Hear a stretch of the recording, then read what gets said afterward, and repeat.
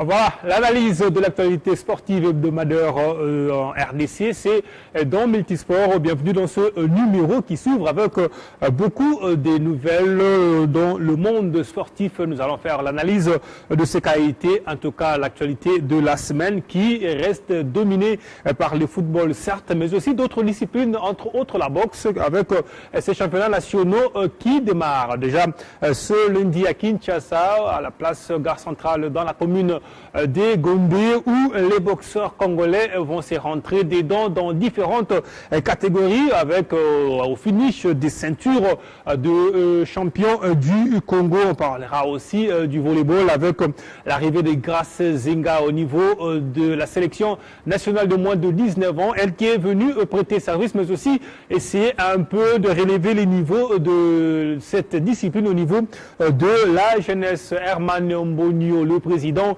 de la Fédération congolaise de rugby, veut en tout cas conquérir l'Afrique, lui qui se porte candidat à la présidence de cette institution, qui régit le rugby au niveau de l'Afrique. Évidemment, nous parlerons de la Ligue 1 où le Derrick Motema Pembe a pris les dessus sur Renaissance du Congo, 1-0. 7e match entre les deux équipes, 6 victoires pour le CMP et 1 nul pour les deux équipes. Décidément, Renaissance ne s'est pas encore mis à la hauteur du Derrick Motema Pembe qui ne fait que prendre le large à chaque opposition. On a joué aussi ce week-end un peu partout au Congo, à Lubumbashi, la SV Club a gagné, à Mbujimayi, Mazembe a fait autant et à Kindu, Maniamaïnion a pris le dessus sur Mont-Bleu. Finalement, nous allons chuter avec cette page noire. Ndaye Moulamba sera rapatrié ce dimanche sur la terre des ses ancêtres, la RDC. Ce sera aux alentours de 21h40. Nous ferons le point sur toute cette actualité avec moi,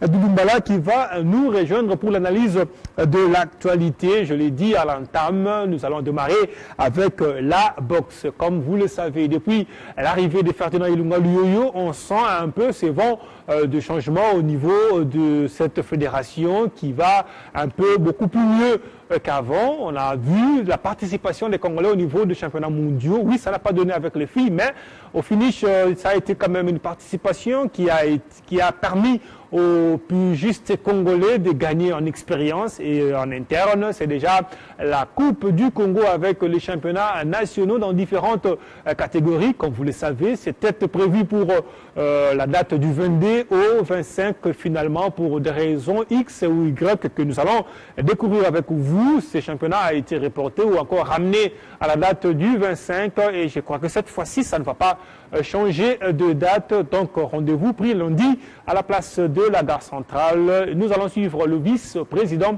de cette fédération qui fait le point sur les reports du démarrage de la compétition.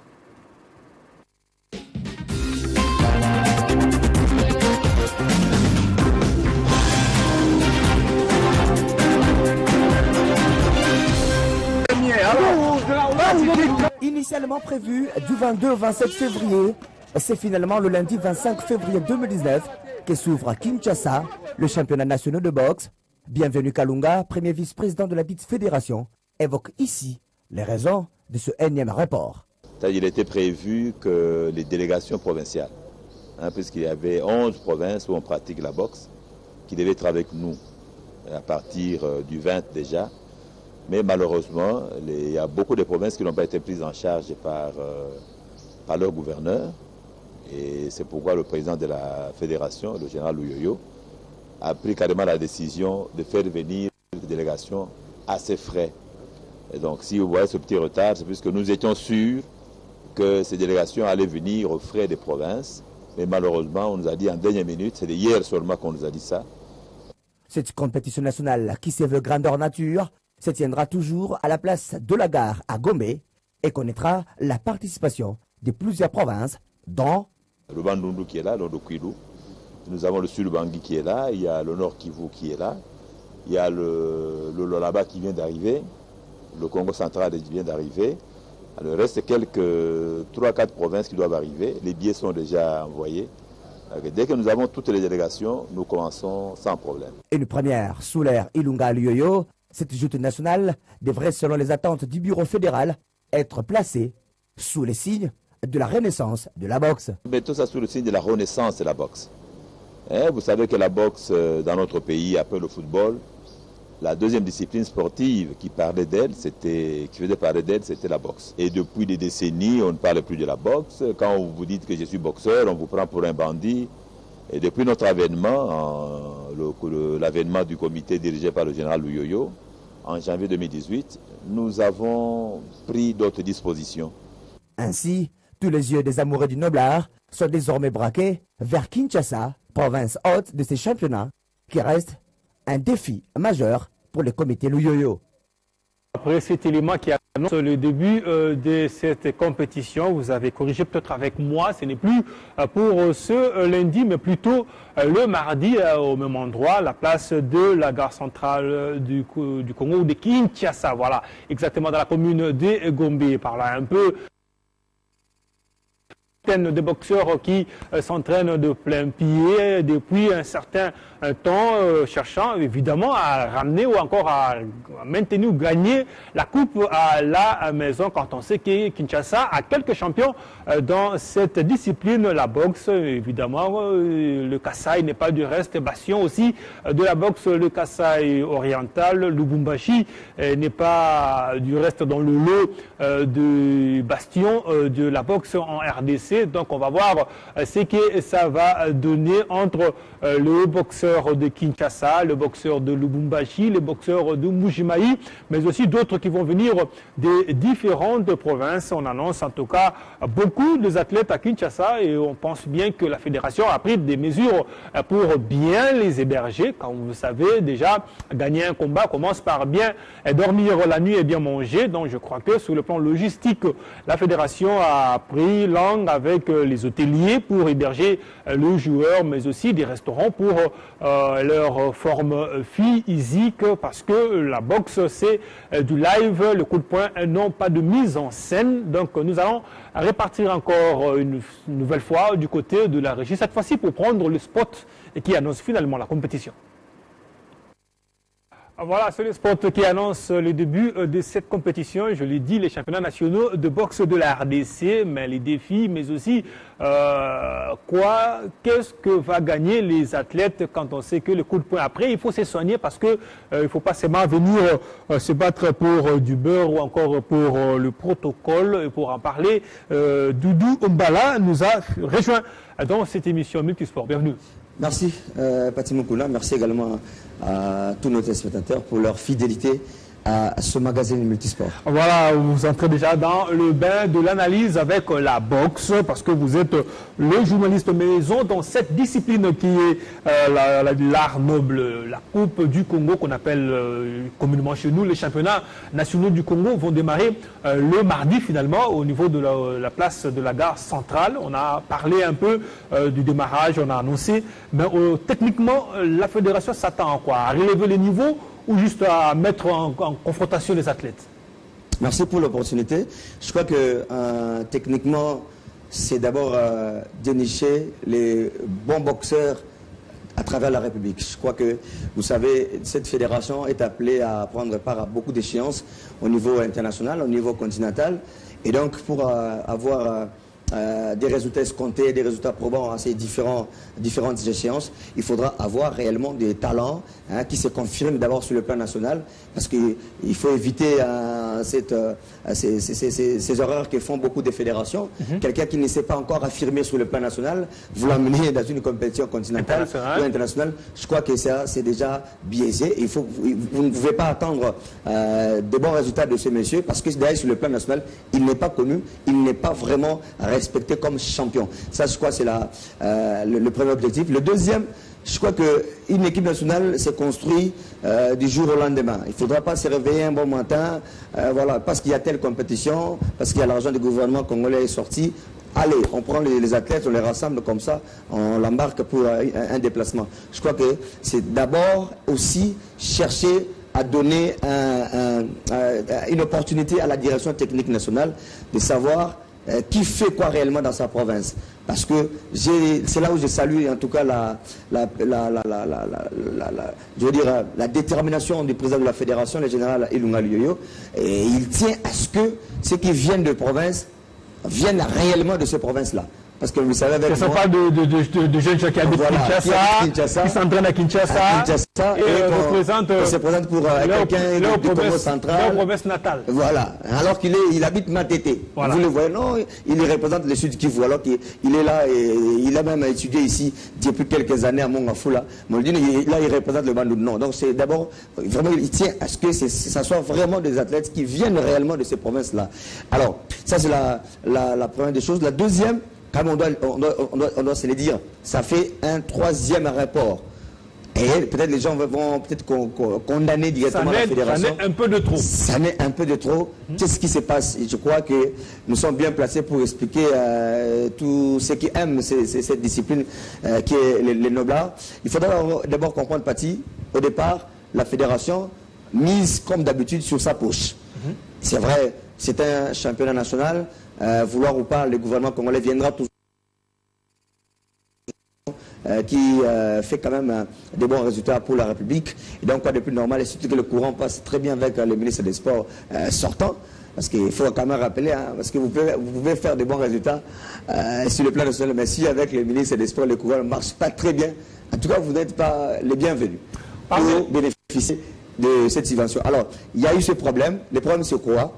La préparation, sinon le planning de la fédération était basé sur l'apport des différents gouverneurs des provinces.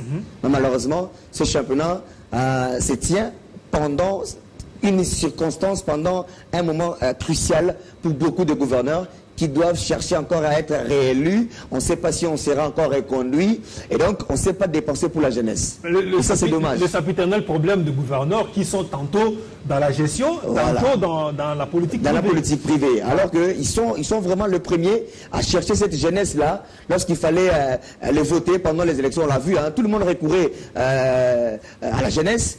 Ça et là, on organisait des tournois de football, des tournois de Nzango, des tournois de sport de combat. Mais maintenant, pour aider cette jeunesse-là à venir à Kinshasa, ne serait-ce que pour 9, 6, 7 billets, pour une délégation, par exemple, du Congo central, qui devrait rallier Kinshasa par route, mais il fallait vraiment des biceps. Et là, la fédération avait eu du mal. Finalement, aux dernières nouvelles, presque beaucoup de gouverneurs avaient décliné l'offre. Personne ne voulait mettre la main dans la poche pour soutenir ces jeunes question de venir à Kinshasa. Et parce qu'ils ont décliné, sont-ils arrivés à Kinshasa? Heureusement, comme je l'ai dit une fois de plus, je le répète, heureusement qu'à la tête de cette fédération, c'est un homme quand même, on va le dire, puissant, qui essaye ça et là de se démerder pour aider la fédération et surtout cette jeunesse qui pratique la boxe. Le général Lio a encore une fois le plus, avec sa fédération, bureau fédéral, bien évidemment, composé de Bienvenue Kalunga que vous avez reçu récemment dans le journal, les Jean-Marie Salawa, les d'autres,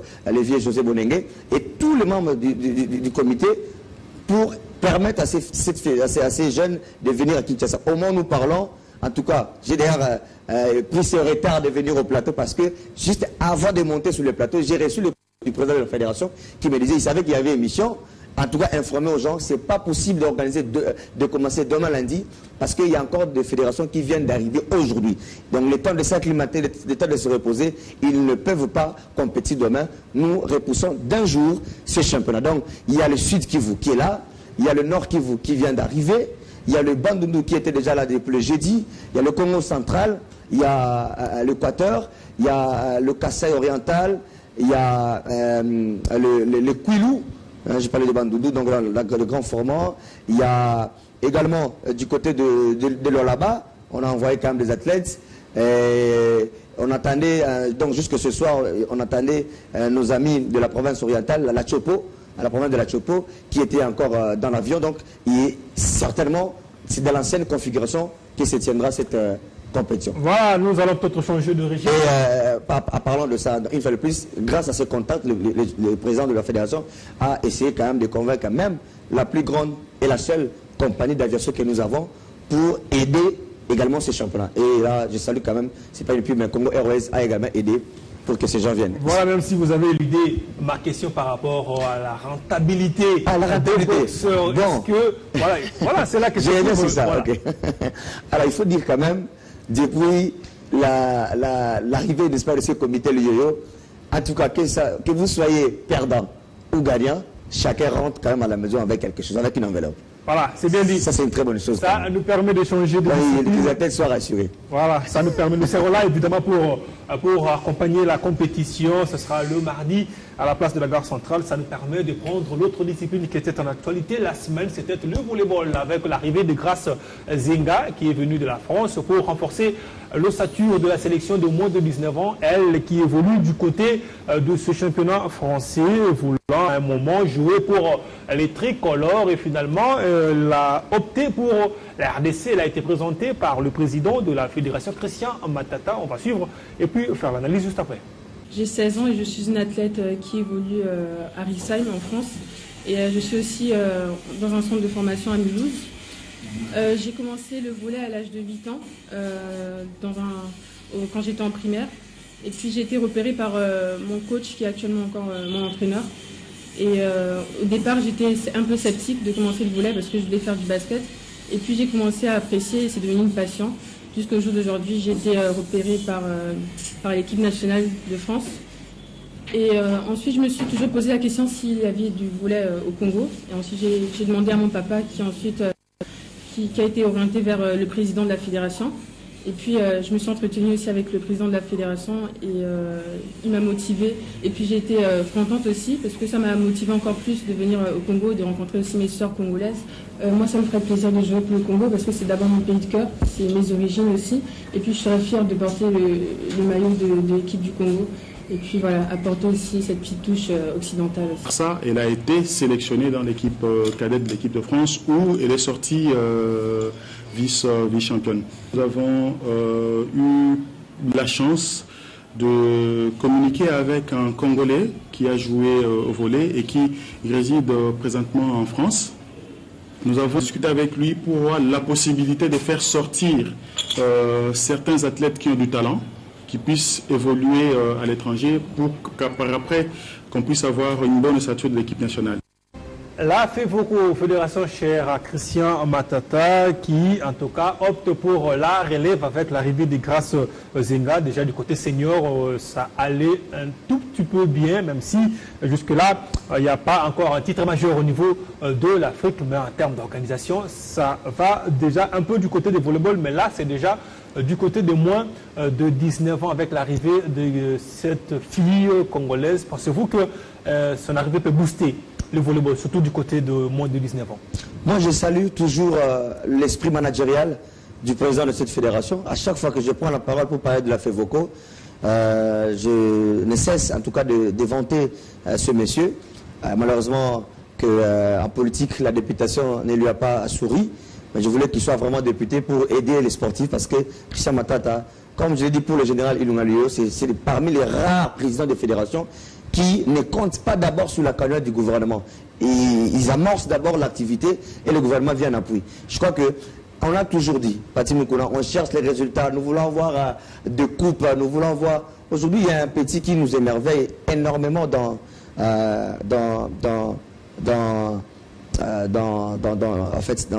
Barcelone. Il s'appelle Elena. C'est un milieu offensif. Hier encore, je l'ai suivi lorsque Barça jouait contre Séville. C'est un garçon qui vient de la Masia. Vous voyez des gens comme Vinicius dans Real de Madrid. Ce sont des garçons qu'on a formés dès le bas âge. Vous ne pouvez pas avoir de bons résultats si la relève n'est pas assurée. Et je crois que ça, c'est une très bonne politique de la part de la fédération. On fait venir quelqu'un qui a quand même de la matière, qui a quand même de l'expertise pour aider. Demain, après-demain, on aura des résultats et vous allez dire que Bassim Bekissi. Non, il faut préparer la relève.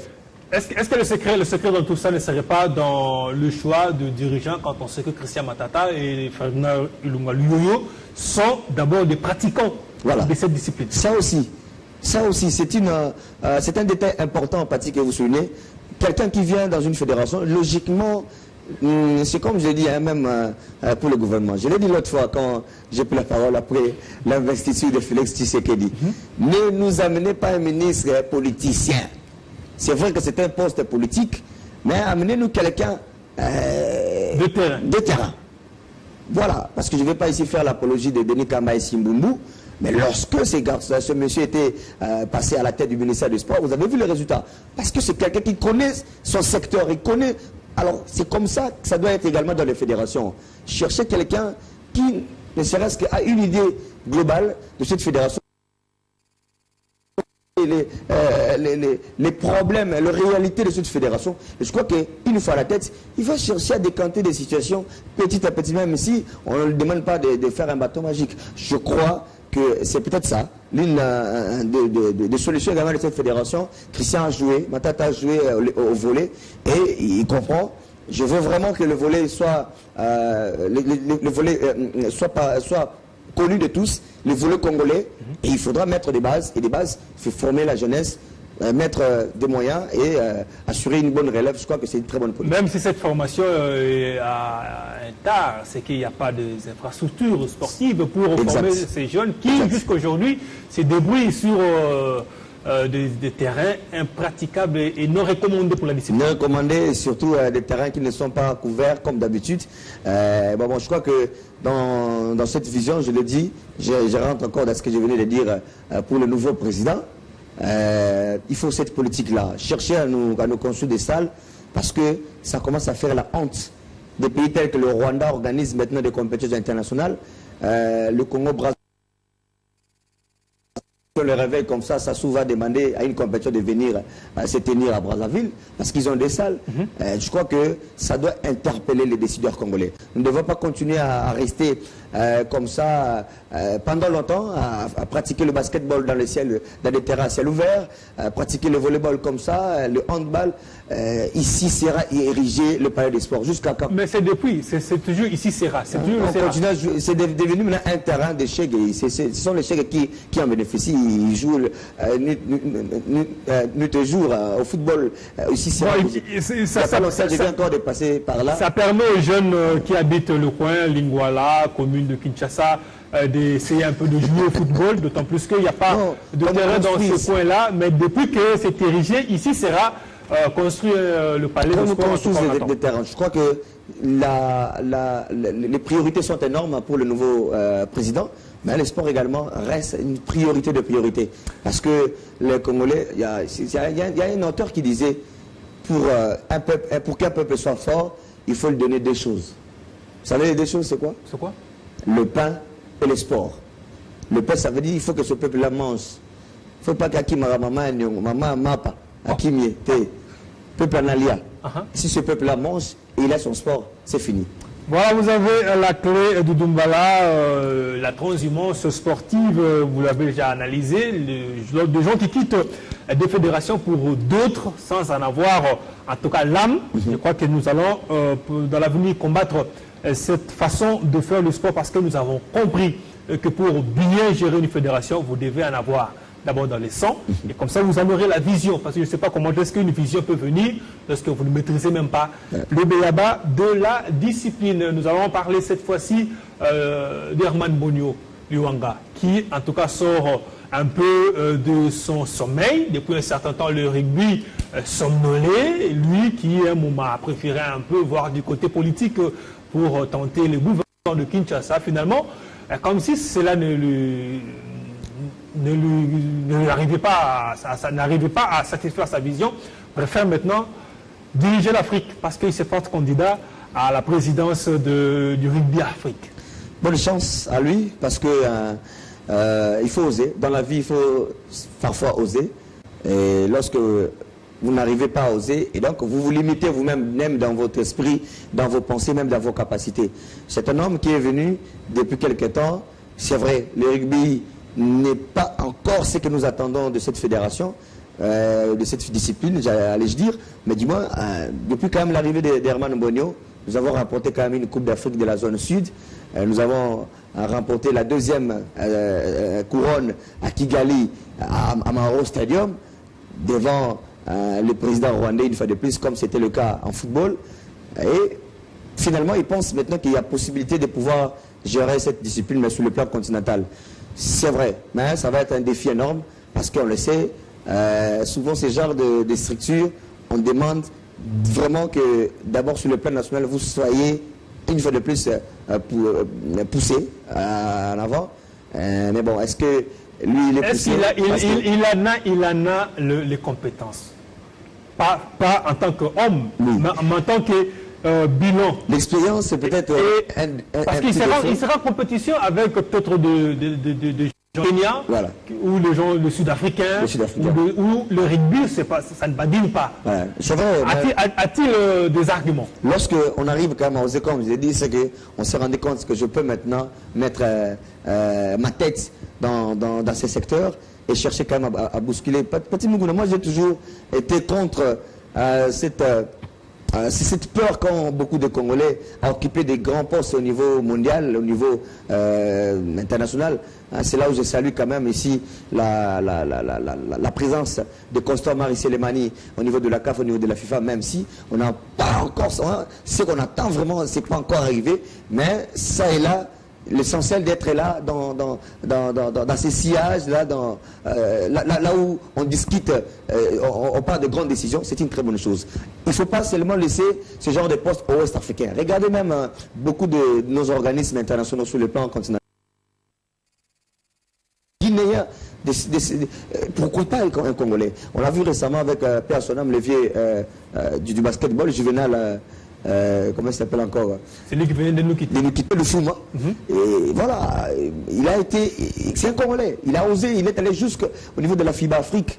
Alors pourquoi pas un autre Congolais au niveau de rugby? On a déjà un Constant Marie au niveau de la CAF. Je crois que nous pouvons simplement soutenir tout ça. Mais, je l'ai dit, il faudra bien implanter la discipline encore sur le plan national et chercher surtout à être soutenu par ses pairs. Parce que le problème du terrain. Le terrain du stade Tata Raphaël. Mais aussi le siège de la fédération sur Dima, je crois. Je crois que ce sont ces deux sujets qui font à ce que beaucoup n'accordent pas assez de crédit à Herman Mogno. Bon, il y a à boire et à manger dans ces genres de dossiers, parce qu'on doit quand même dire, est-ce que le rugby fait partie de la fédération subventionnée par l'État? Je ne pense pas. C'est toujours de la poche du président. Je dis, si la fédération de boxe aujourd'hui a un siège au niveau du boulevard, c'est parce qu'à sa tête, elle a la chance d'avoir quelqu'un qui met en tout cas beaucoup de moyens. Et les moyens qu'a Ilunga Luyo, ce n'est pas peut-être les moyens qu'a Herman Mogno. S'il a fait Voko avec Christian Matata a un siège au niveau de Isangui dans la commune de Lingwala, donc tout ça sont des problèmes. On ne doit pas, c'est vrai la comparaison n'est pas raison, mais il faut laisser le temps au temps. Certainement comme ça et là, on sent que les fédérations commencent quand même à quitter Dima. C'est un élan, laissons le temps au temps. Certainement peut-être demain, pourquoi pas voir le rugby être dans un endroit approprié. Écoutons Herman Mogno Liwanga qui fait le point sur sa candidature au niveau du rugby africain. Se porte bien aussi. Cette année est une grande année pour le rugby africain parce que c'est une année où va se tenir une assemblée générale élective qui aura lieu à Marrakech au mois de mars, donc c'est très bientôt et j'en profite d'ailleurs pour annoncer à l'opinion sportive congolaise que je suis candidat au poste de membre du comité exécutif de l'Afrique Rugby, de Rugby Afrique. Donc voilà, c'est ça la grande nouvelle du jour. Non, en fait, il y a une dynamique nouvelle qui s'est instaurée au sein de Rugby Afrique qui a conduit à cette candidature. Ce n'est pas vraiment ma volonté au départ, c'est juste qu'il y a un groupe de dirigeants de fédérations africaines qui ont souhaité, compte tenu des efforts fournis par les rugby congolais, de nous rendre quelque part hommage à nous intégrant dans l'équipe dirigeante du Rugby Afrique. Donc là, pour le coup, c'est plutôt eux qui nous ont invités et de façon tellement aimable que nous n'avons pas pu refuser. C'est une élection, c'est vrai, mais l'avantage du rugby africain, c'est que c'est un peu mieux organisé que certaines instances sportives congolaises, où les élections se font de façon tellement transparente que lorsque vous avez un beau projet, et je crois que vous voyez le projet rugby aujourd'hui, c'est un projet dont nous pouvons être fiers. La RDC a été 3 fois championne d'Afrique, et ça n'a échappé à personne, en tout cas au niveau de l'international et au niveau africain, et ils veulent nous récompenser de ces efforts, et ils pensent que nous pouvons, grâce à notre dynamisme, apporter notre vision à ces comités exécutifs qui a besoin d'énergie comme la nôtre pour fonctionner. Voici au football le sport roi qui jusque-là n'a pas de reine. Nous allons ouvrir la page football avec... Corrigeant, quand on a parlé de le Juvenal le Fouma. Non, c'était pas le Fouma. C'est Maboussa. Le vieux Maboussa qui est mort, qui est parti depuis. Donc Juvenal le Fouma est vivant, c'est Maboussa qui nous a quitté. Nous allons parler cette fois-ci du football avec la Division 1, Ligue 1. On a joué le week-end un peu partout. RDC, à Kinshasa, le DCMP a battu Renaissance du Congo 1-0, but de Vini Bongonga, le DCMP qui bouge un peu au niveau du classement, mais reste à la 3e place. Le club est allé dominer le Popo à Lubumbashi 2-1. Maniema Union a pris les dessus sur Montbleu 1-0 et le TP Mazembe n'a fait qu'une bouchée. 3 contre 2, c'est le statu quo un peu du côté classement. Mazembe reste en tête, suivi du V-Club au coude à coude et DCMP un peu plus loin, mais reste 3e. Maniema Union aussi met la pression sur DCMP. Le Popo a perdu. On sent que c'est le sprint du côté de ces championnats, même si on sent que vraiment le vrai sprint, c'est entre V-Club et Mazembe. Vraiment un écart de 2 points qui continue dans ce classement au niveau de la Ligue 1. Je crois que c'est une très très bonne chose. Nous avons quand même un championnat jusque-là assez potable, comme c'était le cas l'année dernière, où les champions n'étaient pas encore connus. On sent que V-Club ne veut pas lâcher. V-Club veut vraiment refaire à son retard. Et surtout que V-Club va avoir un match à jouer à Kinshasa face au même TP Mazembe. Je crois que la course est encore très longue pour les deux équipes parce que comme vous l'avez dit, ils se tiennent à coude à coude. V-Club avait 53, Mazembe 55. Mais après la victoire d'aujourd'hui, Mazembe 58, V-Club 56. Mazembe arrive à gagner 3-2, 2-1, un quart d'un but également face à Lupopo à Lubumbashi. Ça veut dire qu'ils sont vraiment les deux équipes qui ne veulent pas se lâcher et ça nous promet un très bon... Ça va faire près de 5 ans que ce championnat se referme entre ces deux clubs. Tantôt, ça ressemble un peu au championnat de l'Espagne, tantôt c'est le Barça, tantôt c'est le Real. Pensez-vous qu'on est parti comme ça pour un championnat en dualité, entre tantôt une année pour Mazembe et une année pour V-Club? Je pense que ça doit plutôt interpeller les autres clubs. Surtout les autres cadres qui, selon moi, sont en train de dormir sensiblement. C'est le cas du FC Saint-Ouen-Lupopo qui n'arrive plus à gagner Mazembe depuis quelques temps. C'est le cas d'Arincla Motema Pembe qui n'arrive plus à renverser la SD Club depuis Bellurette. Daring, malheureusement, qui ne fait que sombrer dans des crises inutiles. Comment allez-vous, n'est-ce pas, vous mesurer à ces deux équipes? Je ne dis pas qu'ils sont Vite et Mazembe sont dans le paradis.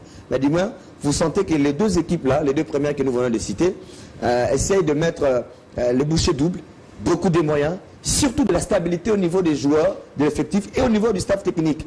Ce n'est pas le cas de Lupopo, ce n'est pas le cas de Daring, c'est moins encore le cas de Renaissance, moins encore Dragon Bilima, Magno, donc les autres clubs qui viennent derrière. Beaucoup d'instabilité, tel coach part, on revient, tel effectif est bousillé, on doit refaire. Mais regardez l'équipe de TP Mazembe. Depuis combien de temps Kalaba est là? Depuis combien de temps Sylvain Gourou, le portier ivoirien est là? Depuis combien de temps Lukong Nelson est dans 20 clubs? Depuis combien... Vous voyez, cette stabilité-là, justement, ça se montre sur le jeu, ça se montre dans la façon de jouer de ces deux équipes. Et vous sentez qu'ils sont un peu au-dessus dans ce championnat par rapport aux autres. C'est aussi leur régularité au niveau des compétitions africaines interclubs.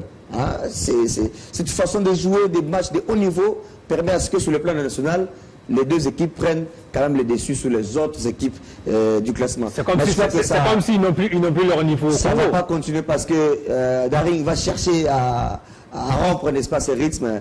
Et Renaissance, même chose. On sent que la phase retour, c'est plus la même équipe de Renaissance que du match aller. Lupopo va chercher quand même à se réveiller un jour. Et pourquoi pas à redonner encore du sourire à beaucoup de Lumpa. Parce qu'il faut rappeler, même à Kinshasa, il y a beaucoup de gens qui soutiennent Lupopo, malheureusement. Les Dragonmen aussi. Hein, vous avez vu le match contre V-Club la semaine. Hein, c'est un dragon que vous comprenez que si on met vraiment des moyens, cette équipe de Dragon faire mal à beaucoup d'équipes. Malheureusement, les présidents qui viennent à la tête de cette équipe de monstres n'ont pas de moyens, on doit se le dire. Vous voyez même la vareuse portée par les monstres contre avec club. Mayo Moulaï, le Kola Sokni. Donc Dragon a a vraiment un sérieux problème d'argent. Mais attends un peu. Oui. Dragon a aussi pour président Mutubile Santos. Mutubile n'est vraiment pas un président, c'est presque, on va dire... c'est un gardien du temple. C'est un gardien du temple. Ouais. Il y a un monsieur là que j'oublie même le nom, je connais, alors que l'élément c'était fait par moi. L'Assemblée élective des Dragons. Il y a un monsieur là, je ne vais pas dénigrer la personne, mais en le voyant, je dis, est-ce que, comparativement à celui qui venait de remplacer, au général Molicho, est-ce que ce monsieur pourra vraiment aider Dragon? Ou c'était simplement des crises pour faire partie quelqu'un qui pourrait aider l'équipe à avancer? Vous voyez, aujourd'hui, Dragon est 40e. Pratiquement avant-dernier du championnat. Et même les maillots manquent. L'eau, même en entraînement, manque. J'ai été à l'entraînement des Dragons la semaine avant qu'ils ne jouent contre le club.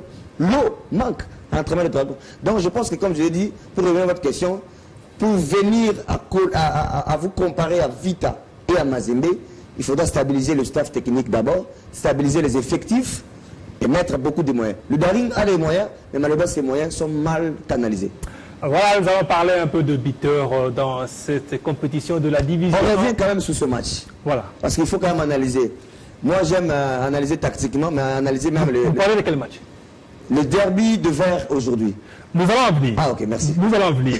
Finissons d'abord la partie, en tout cas c'est peloton de tête qui se dégage. Ouais. En tout cas, on constate que ce championnat finalement n'aura qu'un sprint à 2 entre V-Club et Mazembe, quand on sait que derrière le DCMP est à quelques vingtaine de points ou 15 points déjà comme ça. Il y a 41 aujourd'hui. Et derrière il y a Magny Magnon qui vient de gagner aujourd'hui, qui totalise 38. Donc toujours il y a 3 points, un match qui sépare Daring à Magny Magnon. Et parce que vous parlez de stabilité, il y a quand même 2 joueurs qui sortent du lot.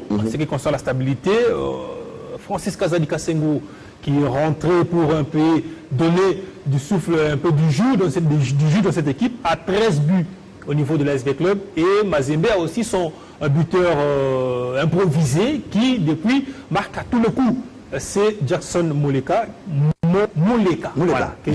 Voilà, qui en tout cas depuis est devenu monsieur but de Mazembe. Nous allons analyser la performance de ces 2 joueurs qui évoluent parallèlement dans 2 clubs, mais qui, à voir de près, sont en train de remplacer les avant-centres connus dans ces équipes, entre autres Ben Malango Guita qui s'efface, mais aussi Jean-Marc Makoussou dans 2 clubs qui, au niveau de la division 1, s'efface au profit de Francis Kazadi Kasengo.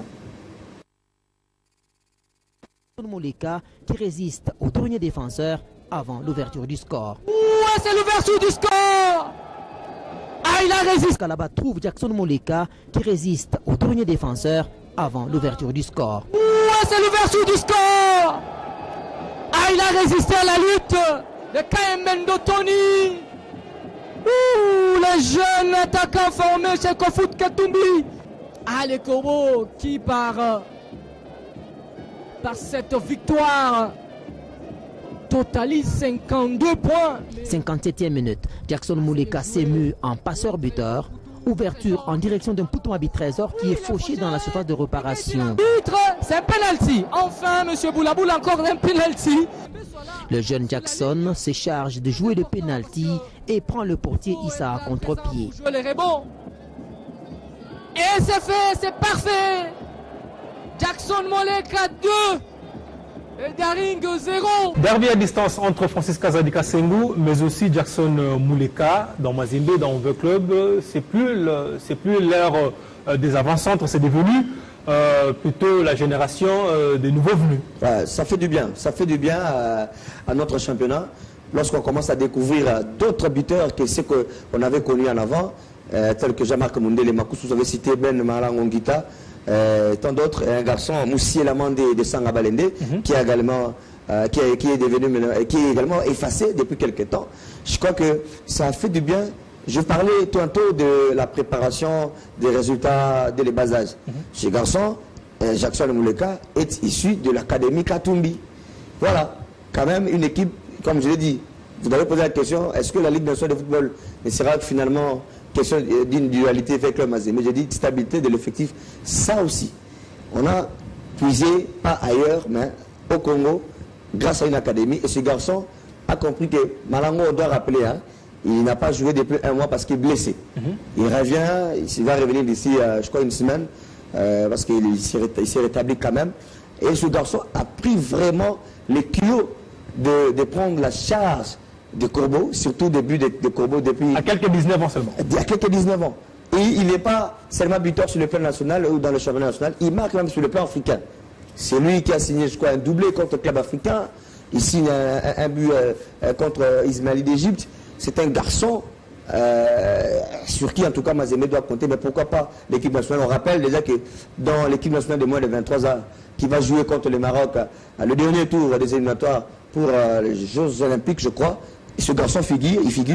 Il a également fait mal au Rwanda lorsque nous avons joué le Rwanda lors du dernier tour. Donc, c'est un garçon qui a du talent et il a trouvé simplement un entraîneur qui le place dans un endroit qu'il faut et il s'exprime très bien et ça, c'est une très bonne chose. Pour Kazadi, je crois qu'il a compris qu'est-ce qu'on lui reprochait quand il était venu d'abord dans le club et pourquoi il a été cédé à Renaissance avant de partir dans 2MP. Buteur dans 3 clubs. Il a été buteur dans Renaissance, buteur dans 2MP, buteur dans le club. On lui reprochait d'être un peu un joueur qui regardait beaucoup plus le bas. Il regardait vers le bas. Il courait très bien, il avait la vélocité, il a toujours sa rapidité, mais il avait un problème, il ne savait pas regarder haut et chercher à marquer. Et maintenant là, je ne sais pas si c'est Otis Ngoma qui l'a un peu façonné, parce qu'on doit le dire, depuis son arrivée dans des rings, son passage dans des rings, sa composition avec Makusu de Daring, Riki Tulengi, c'est ce fameux TKM, Tulengi, Kazadi, Makusu, voilà, c'est ce trio-là l'a façonné et le club l'a compris. Il ne fallait pas le laisser. Et il était dans un club depuis une saison, le club l'a rapidement récupéré, parce que le club avait compris que ces garçons a repris maintenant. Parce qu'il faut rappeler aux supporters, aujourd'hui, pendant à tous nos téléspectateurs, quand le club l'a racheté du côté des Rangers, l'objectif était, quand le club a acheté Moubélé, normalement le club avait acheté Francis Kazadi, parce qu'il était déjà buteur dans Rangers. Mais maintenant, arrivé dans le club, on s'est rendu compte que ces garçons ne donnaient pratiquement pas. C'est comme ça qu'il fallait chercher encore un autre joueur et Moubel était arrivé. Alors qu'au départ, l'idée c'était Kazadi. Et maintenant, là, il commence à revenir à son meilleur niveau. Nous pouvons en être très confiants et pour le football congolais surtout. Les derbies devaient retourner à l'avantage du Derrick Motema. 6e victoire pour de Saint-Pé devant Renaissance qui, en tout cas, n'arrive toujours pas à gagner un classico de haut niveau en ce qui concerne les grandes équipes, le club Mazembe et de Saint-Pé, même si une fois Bilima est tombé devant Renaissance, mais on sent que finalement ça risque de prendre beaucoup de temps que possible pour arriver pour voir Renaissance battre une des grandes équipes. Ouais, c'est normal, ça doit prendre beaucoup de temps, mais je crois que ce n'est plus très loin.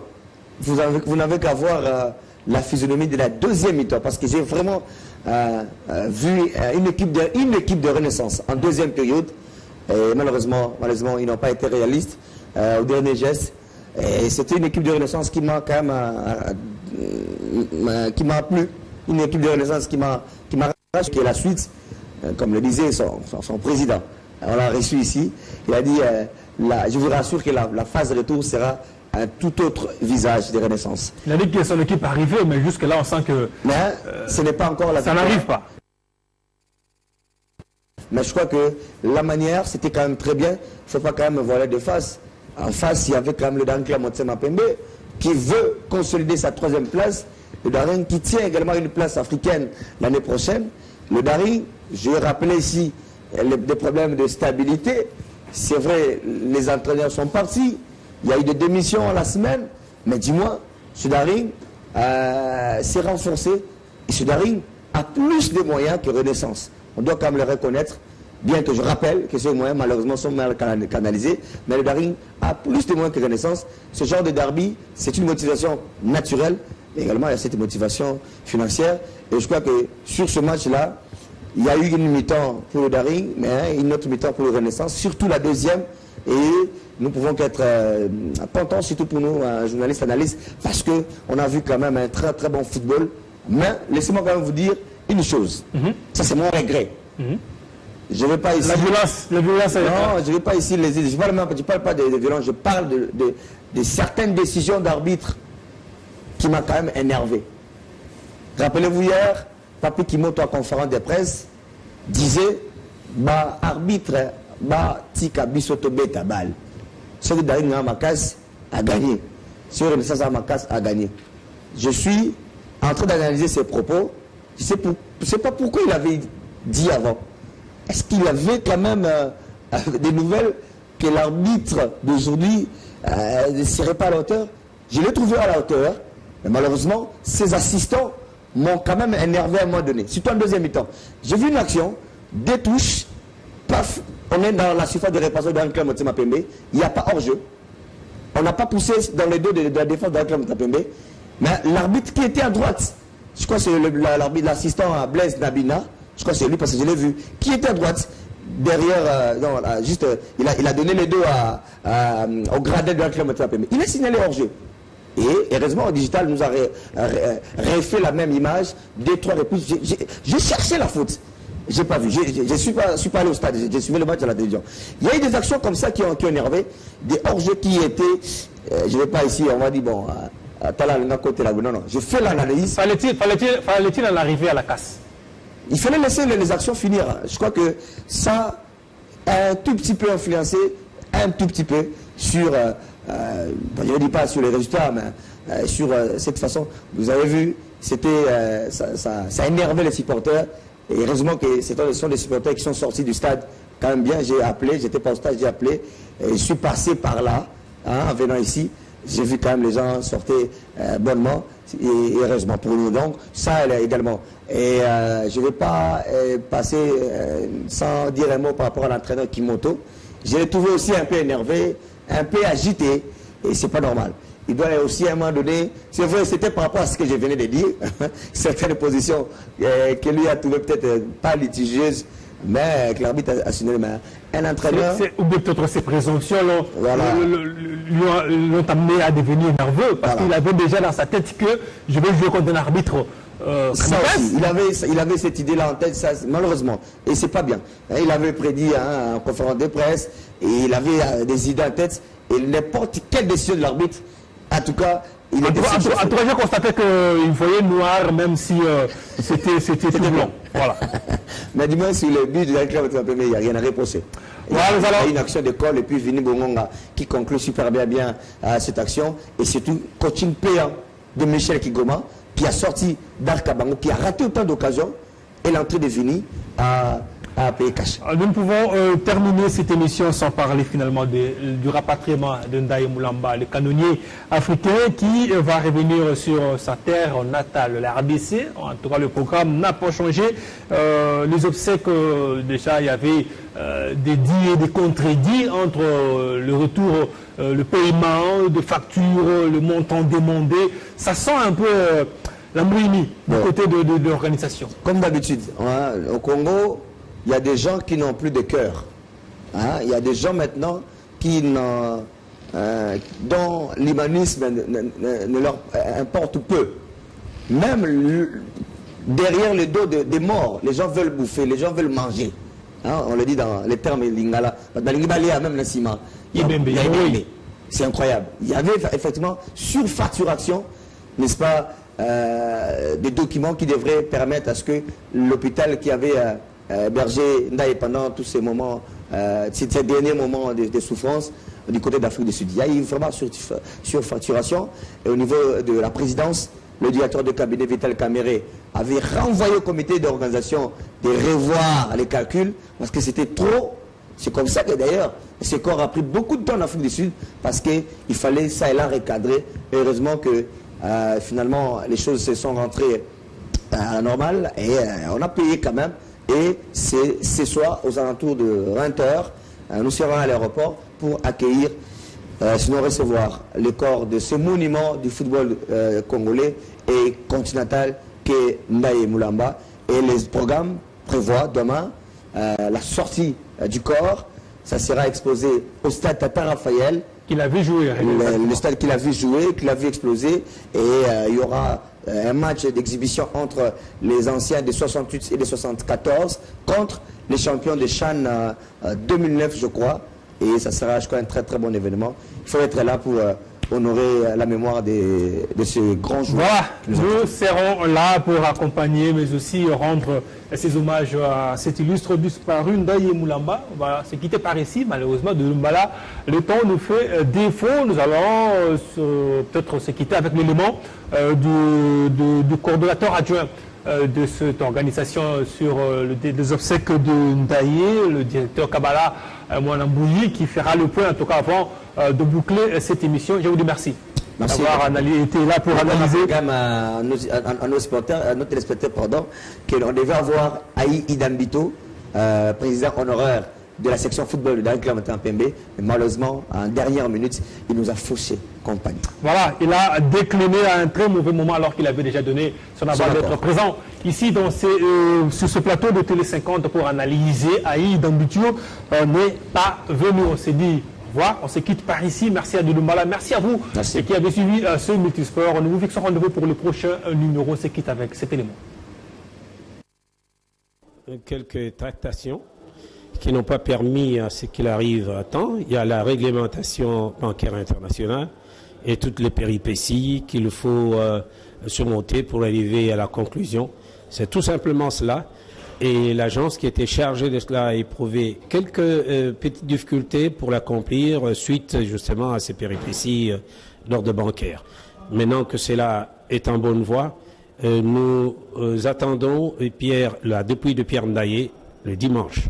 Le programme reste le même, c'est qu'à l'arrivée, bien reçu par les autorités du mouvement sportif national et amené transitoirement à l'hôpital du Cinquantenaire et puis levé du corps le lendemain matin pour le stade Père Raphaël où il y aura la cérémonie d'adieu, les hommages par ses anciens coéquipiers, les sportifs et les fanatiques, et puis un petit match d'exhibition des anciens léopards, un match d'hommage, et ensuite une procession vers le Palais du Peuple, et c'est là qu'aura lieu le grand cérémonial, présidé par son Excellence Félix-Antoine Tshisekedi Tshilombo, président de la République, chef de l'État, et qui va le décorer à titre posthume de la plus haute distinction.